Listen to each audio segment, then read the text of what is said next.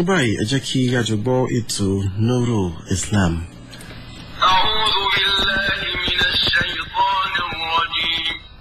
Bismillahir rahmanir rahim. Allahu nurus samawati wal ard. Mathalu nurihi kamishkatin fiha misbah. Al-misbah fi zujajah.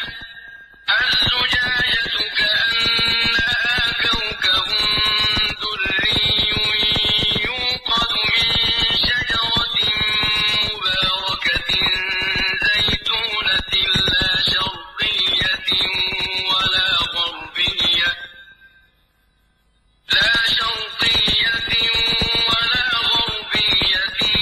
يكاد زيتها يضيء ولو لم تمسسه نار نور على نور يهدي الله لنوره من يشاء ويضرب الله الأمثال للناس والله بكل شيء عليم.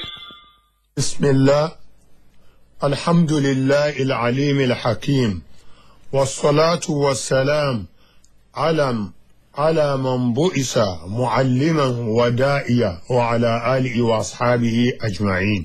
adúpẹ́ ọ̀dọ̀ Ọlọ́run ọba tí ó tún jẹ́ kí a pàdé ní alẹ́ tèní pẹ̀lú àlàáfíà ara kí ọba Olúwa wa kó máa wà pẹ̀lú oníkálukú wa. ètò yín ètò wa ètò gbogbo èèyàn lápapọ̀ ètò Nurul Islam ni ó tún gorí afẹ́fẹ́ èyí tó ṣe pé ó máa ń wáyé ní ìrántí màmá wa Alhaja Elizabeth Babatunde ilé Gomboro Abọ̀rẹ́rìn ní ìlú Èrúwà lọ́yọ̀ state wa ní àhín kí Allahu Rabbi kó bá ní kẹ́ màmá Alhaja Elizabeth kó sì bá ní gẹ̀ wọ́n kó fi wọ́n sálìjánnà onídẹ̀ra gbogbo tí wọ́n wá fi ilẹ̀ Ọlọ́run má jẹ́ kí ó bàjẹ́ lọ́lá ìjọkan ṣoṣo rẹ̀.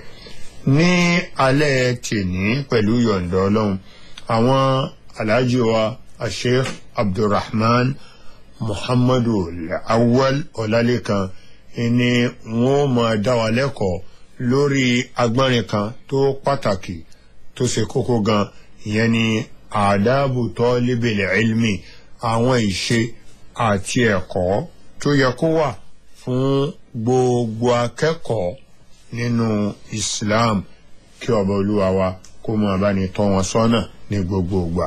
Bismillah. A'udhu billahi minash shaitanir rajim. Bismillahir rahmanir rahim.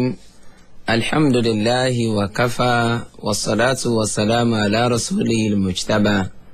Adúpẹ́ ní ọ̀dọ̀ Ọlọ́run atọrọ ìkẹ́ àti ìgẹ̀ fún Ànábì wa Muhammad àlékún ìkẹ́ àti ìgẹ̀ Ọlọ́run bá ní mo bá Ànábì wa àtàwọn ẹ̀mẹ̀wà rẹ̀ ìlọ́kùnrin ìlóbìnrin tí dórí àwọn ará ilé Ànábì tí wọ́n jẹ́ ẹni mímọ́. Ìkẹ́ Ọlọ́run kó máa bá ẹnì kọ̀ọ̀kan wa náà láyìíká ibi tí a bá wà. Gẹ́gẹ́ bí bàbá wa tí wọ́n tọ́kún ètò bí wọ́n ṣe àlàyé àkórí ìdánilẹ́kọ̀ọ́ tí alẹ́ yìí adab talibil ilm àwọn ẹ̀kọ́ yáàyè tó yẹ kó máa bẹ lára ẹni tí ń wá ìmọ̀ tòótọ́. kó tó di pa lọ síbi eléyìí Ọlọ́run subhanahu wa ta'ala àti òjíṣẹ́ rẹ̀ sallallahu alayhi wa sallam bákan náà a rí àkọsílẹ̀ látọ̀dọ̀ àwọn ẹni ìṣáájú tí wọ́n jẹ́ níre aslafuna salihun. a rí àwọn ọ̀rọ̀ léyìí tó ṣe pé ó ń ṣe ni lójú ọ̀yìn lórí àti wá ìmọ̀. a ní sáláì mẹ́nuba díẹ̀ nù rẹ̀ nínú ayé al-Qur'an. Ọlọ́run jẹ́ àmọ̀ ń bẹ̀ wípé hal yastawi alladhina ya'lamun walladhina la ya'lamun. àwọn tí wọ́n jẹ́ onímímọ̀ àtàwọn tí wọn ò èso onímímọ̀ Ọlọ́run ní wọn jọra wọn jura wọn lọ wọn yìí sẹ́gbẹ́ wọn yìí ṣe ṣàwáwù ara wọn kì í ṣẹgbẹ̀ra. òjíṣẹ́ Ọlọ́run bá sallallahu alayhi wa sallam Ànábì náà jáàmà wípé la hasada illa fitnatayn. bẹ́ẹ̀ yẹn ọba ṣe àdúrà Ọlọ́run ò jẹ́ kí n dàbí lámarin irú oore tó ṣe fẹ́ ní báyìí èmi náà ń béèrè rẹ̀ èèyàn méjì péré ńlá lè ṣerú àdúrà ńlá lè tọrọ lọ́dọ̀ Ọlọ́run pé kọ́lọ́n jẹ́ àdàbí irú wọn. ẹnìkíní rajulun atahu Allahu malan fasallatahu ala halakatihi fil haqi. ẹnìkíní ẹnitọ́lọ́wọ́n bá tí ó jogún owó fún Ọlọ́run fún lówó Ọlọ́run fún lọ́lá tó ń ti bẹ́ẹ̀ náà Ọlọ́run tún wá rọ̀ ọ́ síbi pé kó máa ná owó náà sí àwọn ojú ọ̀nà ìtọ́jẹ́ ti òdodo, ojú ọ̀nà Ọlọ́run, ojú ọ̀nà tọ́tọ́. ẹnìkejì rajulun atahu Allahu al-hikma, ó lẹ́ni tó ṣe pé Ọlọ́run bá fún ní ìmọ̀, ó fún ní ọgbọ́n, ó fún ní òye, fahuwa yaqdi biha wa yu'allimuha. ọgbọ́n, ìmọ̀, òye ìtọ́lọ́run bá tí ó fún yìí ó fi ń ṣe ìdájọ́ láàrin àwọn èèyàn. bákan náà ìmọ̀ tí ò yá àwọn èèyàn ó sì tún fi ń yé wọn.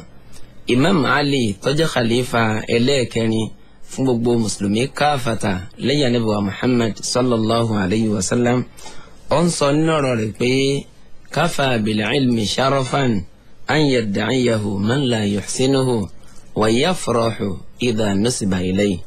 Imam Ali wọ́n ló ti tó ní iyì, ògo àti ìwúrí fún ìmọ̀ kọjá gbogbo ẹni tí ò ní mọ̀ pátá onímọ̀ ń fẹ́ pera rẹ̀ ní onímímọ̀, tí ò bá bọ̀ wọ́n ní gbogbo ọ̀yà onímọ̀ ń pera rẹ̀ lódù. gbogbo èèyàn pátá a máa nífẹ̀ẹ́ kí wọ́n fi ìmọ̀ kí wọ́n fi ròyìn òun, kódà inú rẹ̀ ó dùn ìdànù síbà ilayhi tí wọ́n ní tọ́ a lámàrin a àfáà ni onímímọ̀ ni inú rẹ̀ ó dùn. eléyìí náà ti tó ní iyì àti àpọ́nlé fún ìmọ̀. wa kafa bil jahli dhamman an yatabarraha minhu man huwa fi. bákan náà àìmọ̀kan ìwà burúkú tí ọ̀dá ni, dípò pé gbogbo ẹni tó bá jẹ́ aláìmọ̀kan pátá kìí fẹ́ kí wọ́n pe òun ní aláìmọ̀kan. eléyìí jẹ́ ṣókí nípa àwọn ẹ̀kọ́ yáàyè. ètò ẹ̀kọ́ máa bẹ lára ẹni tí ń wá ẹ̀kọ́, ní pàtàkì jùlọ ìmọ̀ àti ṣẹ̀ríà wa ó yàtọ̀ sí ìmọ̀ àti ayé ń bí. ọ̀pọ̀lọpọ̀ ẹni tó bá wá ìmọ̀ ẹ̀kọ́ tilé ayé ń bí ní ti ń wá ni pé borí òkèlè rẹ̀ bí ó ṣe máa pọ́n sí, bí ó sì dẹni tó ṣe pé wọ́n jọ máa ta kàngbà nípa kíkówó ètò lẹ́tọ̀ọ́ àbí ètí ọ̀lẹ́tọ̀ọ́ láti kó. ṣùgbọ́n ìmọ̀ àti ṣẹ̀ríà Islam ìjọsìn ni, ìbáàdà ni. tó bá rí bẹ́ẹ̀ ẹ bá fẹ́ wá ìmọ̀ náà, àwọn tí ń bọ̀ yìí ó yẹ kó fi kún ìgbáradì rẹ̀. nǹkan láwọ̀kọ́ ni pé taqdimu taharati nafsi an radahil akhlaq, àwọn ìwà tí ò dá, àwọn ìwà èyí tó ṣe pé kò bójúmu. ẹ ń bá ń wá ìmọ̀ òun láti rádi dájú pé òun fọ kàn hún, òun fọ ẹ̀mí hún, òun fọ tọ́mọ́, òun fọ kọ́mọ́ kò ń bi àwọn ìwà pálapàla, àwọn ìwà tó ṣe wípé kò yẹ ká bá ẹni tó bá jẹ́ onímímọ̀ nídìí rẹ̀. látàrí pé ìmọ̀ táwọn wáhùn ìbáàdà tá a máa ń fi ọkàn ṣe òní ìmọ̀ ńlọ́wà ńlọ́jẹ́. kódà ìmọ̀ ó tún jẹ́ ìtọ́sí wípé ọjọ́ ìjọsìn tó ṣe pé ó tún káǹkà púpọ̀ nínú àwọn ìjọsìn èyí tó ṣe pé a máa ń ṣe fọ́lọ́run. kálíbà àmọ́ bó ṣe pàtàkì tó nínú Suratu Tawbah, Ọlọ́run bá ń sọ nípa ìmọ̀ àti ká jagun. ó jámọ̀ pé ẹ ń lọ jagun àtẹnitọ́ lọ wá ìmọ̀ bákan náà ò ní wọ́n ṣe rí níwájú òun Ọlọ́run. nínú àyà náà Ọlọ́run ní wa ma kana lil mu'minuna liyanfiru kaffa, kò bójúmu kọjá pé gbogbo mùsùlùmí pátápátá ni wọ́n wà á dojúkọ ibì kan náà, gbogbo wọn pátápátá ni wọ́n wà á lọ sójú ogun. falawla nafara min kulli firqatin minhum ta'ifa liyatafaqahu fi ddin wa liyundhiru qawmahum idha raja'u ilayhim la'allahum yahdharun. ṣùgbọ́n dípò eléyìí, báwọn kan bá mórí lé ojú ogun, káwọn kan kí wọ́n láníyàn pé ìmọ̀ ńlá wọn fẹ́ wá ní tiwọn. ìmọ̀ wọn mọ̀ wá fi ṣe àǹfààní fáwọn èèyàn wọn lẹ́yìn tó bá di pé wọ́n bá di onímọ̀ tán.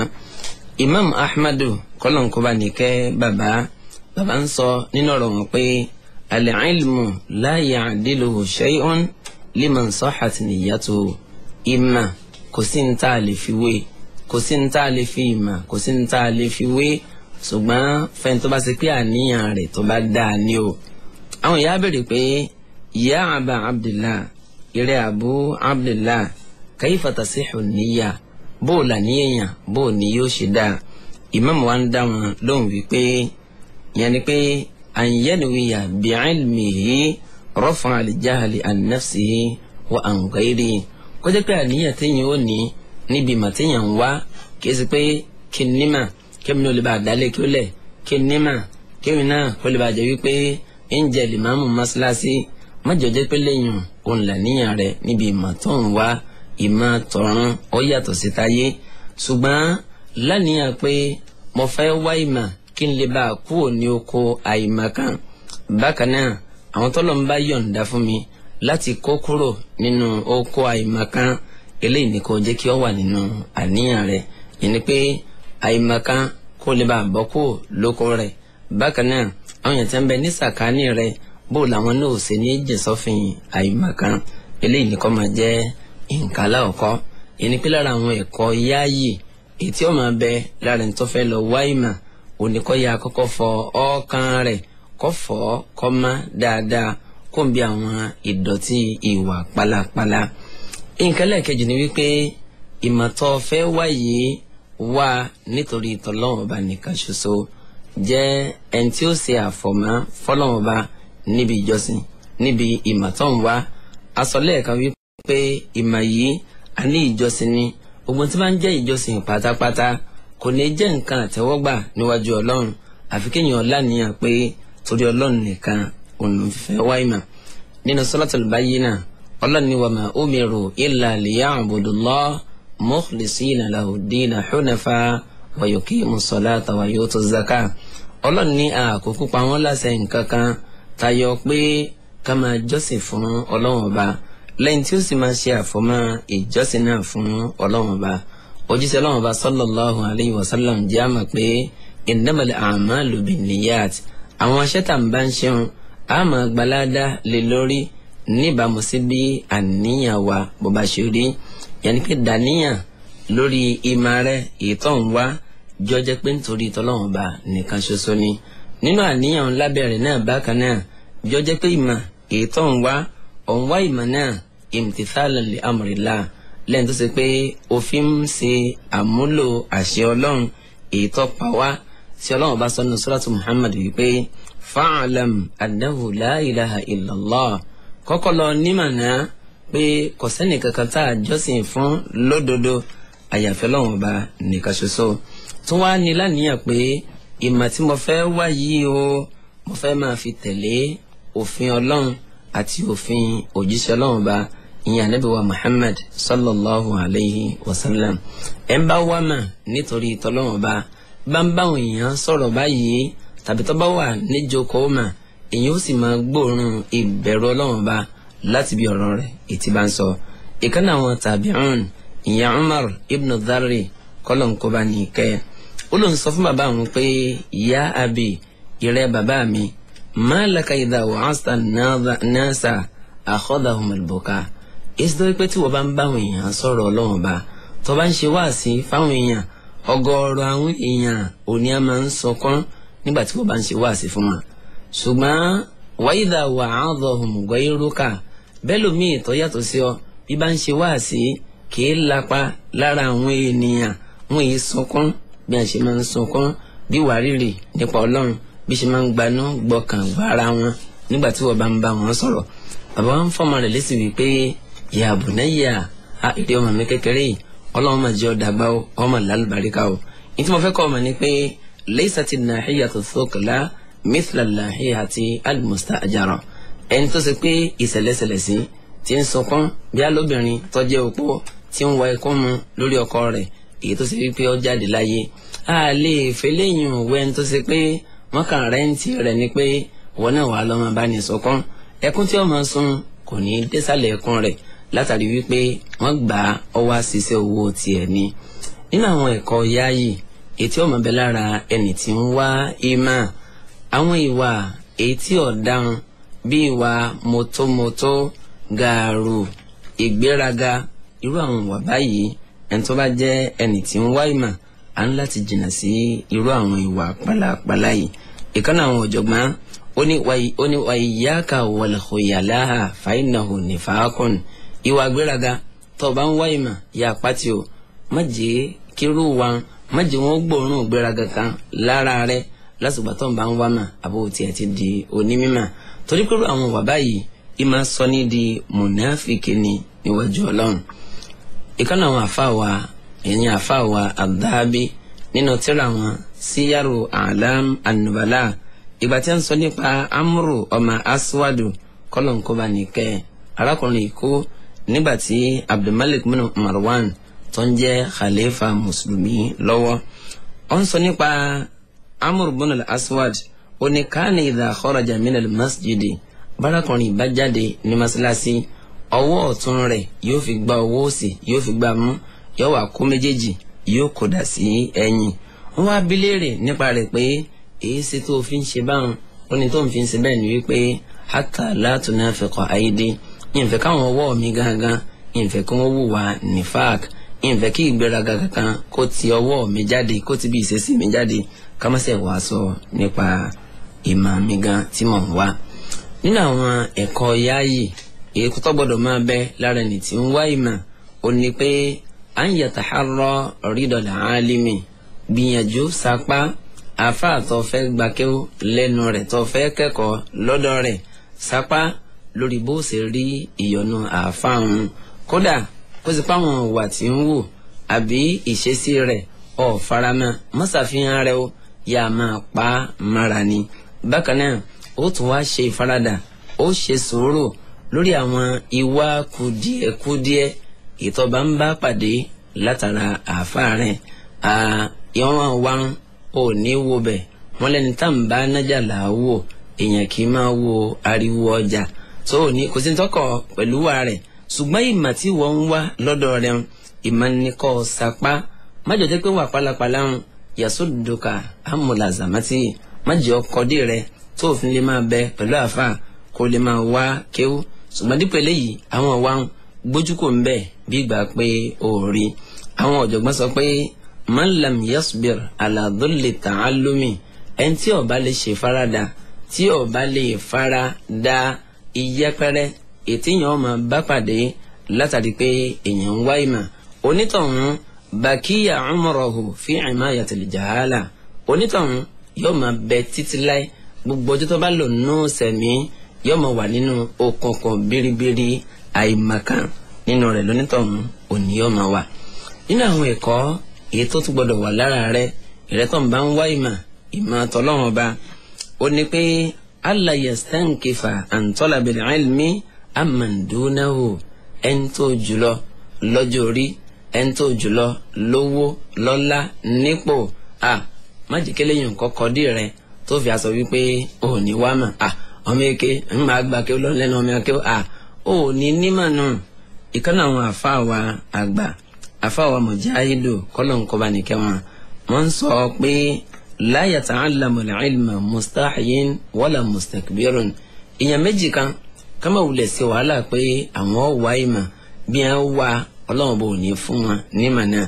ẹnì kejì mustahyin ẹni tí máa ń tijú ìtìjú oríṣi méjì òní ń bẹ ìtìjú kan bẹ tó ṣe pé mahmudu ni ìtìjú kan bẹ tó ṣe pé madhmum mahmud ká tijú ọlọ́run bá ká kọminú ọlọ́run níkọ̀kọ̀ ní gbangba ká tẹríba fáwọn èèyàn àwọn òwà tí ọ̀dà ká má jẹ́ ọ̀tọ́wọ́ wa ṣẹlẹ̀ ìtìjú eléyìn ìtìjú tó dànù. ṣùgbọ́n ìtìjú ẹlẹ́ẹ̀kejì ìtì ò yọ lónìí ìtì ò yọ lánàá ìtì ò tún yọ so ọ̀sán pa á mára àwọn ẹgbẹ́ sí wàá mi sí mi nìkan ní kí wọ́n sọ pé ẹ̀kọ́ yìí ò yé ni lọ́dún bí wọ́n ti ṣàlàyé tó yìí annasu mutafawituna fil fahmi bọ́lọ̀ ń ṣe dáwà oríṣiríṣi níwà ẹlòmíì bẹ̀ tí wọ́n bá ṣàlàyé ẹ̀kọ́ fún lẹ́ẹ̀kan ó ti hàn kálukọ̀ tó wí délẹ̀ ò ti hàn ẹlòmíì olùkọ́ ṣe ṣàlàyé bẹ́ẹ̀ lára arú àwọn báyìí òní wọ́n wà má tijú ní tí ọba yí ọ béèrè rẹ̀ lọ́dọ̀ àfa.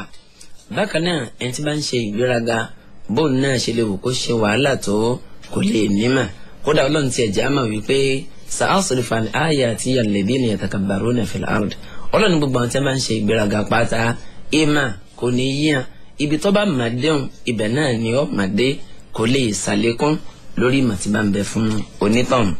mama Aisha kọ́lọ́nkọ́ bá nìkẹ́ màmá wọn ni ni'ma nisa'u al-ansar wọn ni dansaki àwọn obìnrin ansar kí ni tọ́fà tí màmá ti fi gbèdì fún àwọn obìnrin ansar wọ́n ní la yamna'uhunna al-haya'u an yatafaqqahna fi ddin ìtìjú kìí kọ̀ fún wa láti lẹ́kọ̀ọ́ láti gbàgbọ́yé nípa ọ̀rọ̀ Ọlọ́run nípa ọ̀rọ̀ ẹ̀sìn ní tí wọn ò bá mọ̀ wọn a máa béèrè rẹ̀ wọn kìí tìjú. afáwa Sa'id bin Jubair kọ́lọ̀ ń kóbá nìkẹ́ wọn ní la yazalu rajulu aliman ẹ̀dá ò ní yẹ kò ní gbò lẹ́yìn tó ṣe pé yóò máa jẹ́ onímímọ̀ yóò máa dàgbà sí nínú ma ta'allama ni o lópin gbà tí bá sì ń wá ìmọ̀ ni o.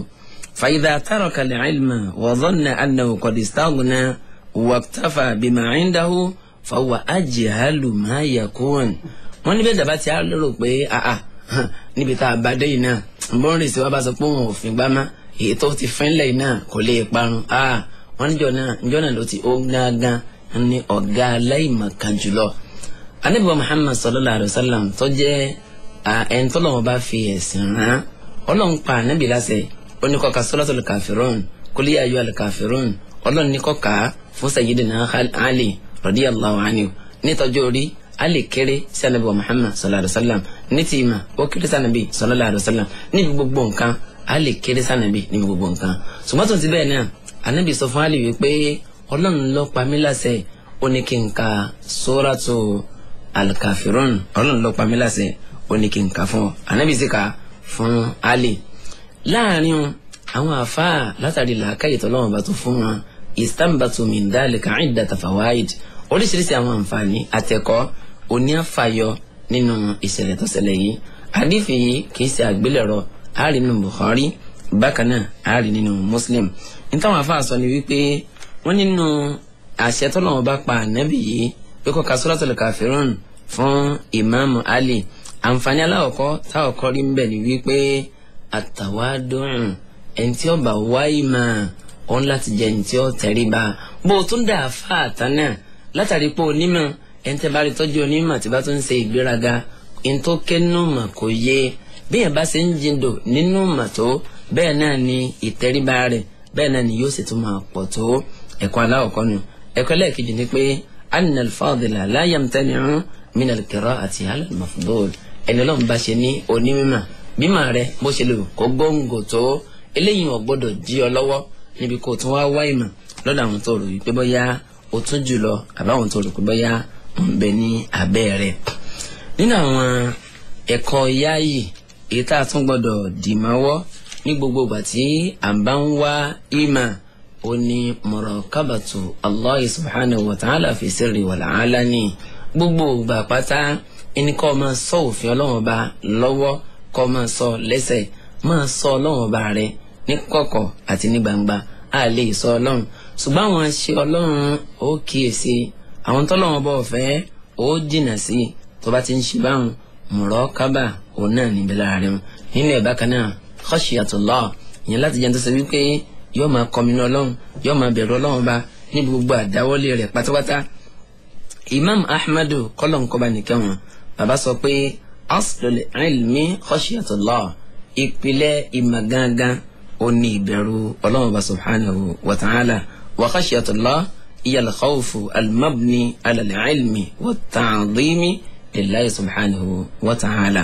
lára àwọn ẹ̀kọ́ tí a nínú lára ẹ̀ náà bákan náà at-tahalli bil-muru'a ìrètò ń bá ń wá ìmọ̀ ìwọ ọmọlúàbí ọ̀dọ̀wọ́ rẹ ìwọ ọmọlúàbí ọgbọ́dọ̀ mú mọ́ ẹrù rẹ kí wọ́n ní ti ń jẹ́ muru'a onífàìlù ma yujmilu wa yuzayyinu wa ijtinabu ma yudannisu gbogbo ohun tí ó bá máa kó iyì ọ̀ṣọ́ báyàn irú àwọn iṣẹ́ báwọn kéèyàn ó mú ní bàdà àwọn tí ó bá máa kó ìdọ̀tí báni kéèyàn ó jìnà sí eléyìí ní jẹ́ muru'a.